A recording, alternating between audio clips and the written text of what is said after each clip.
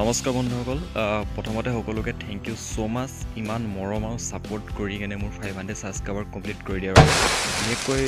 ইউটিউবত ভিডিঅ' বনোৱা বা ব্লগ বনোৱাৰ মোৰ বিশেষ এক্সপিৰিয়েঞ্চ নাই তথাপিও আপোনালোকে ইমানখিনি সাপোৰ্ট কৰাৰ বাবে 500ৰ প্ৰত্যেকজন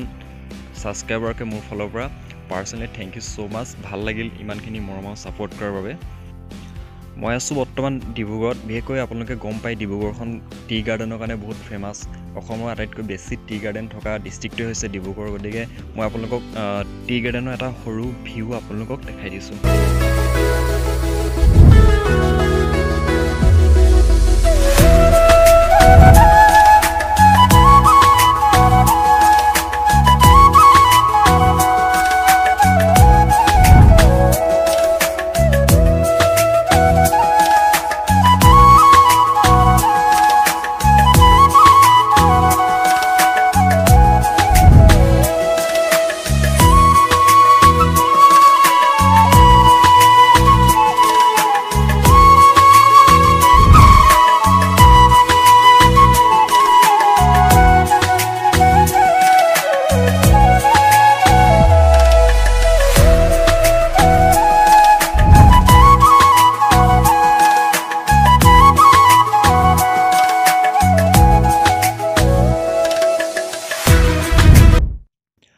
এইখিনিতে মই মাজতে এটা সৰু বস্তু দেখা পাইছোঁ এই মেচিনটো আপোনালোকে কোনে কোনে দেখিছে জনাবচোন তো এই মেচিনটো হৈছে আমি ব্যৱহাৰ কৰা পেট্ৰল ডিজেল যি ক্ৰুড অইল হয় সেই ক্ৰুড অইল মানে মাটিৰ পৰা উলিওৱা এই মেচিনটোৰ দ্বাৰাই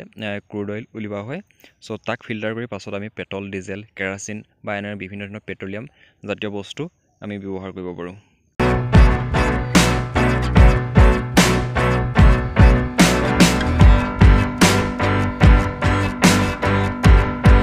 ভিডিঅ'টো শেষলৈকে চোৱাৰ বাবে থেংক ইউ সো মাচ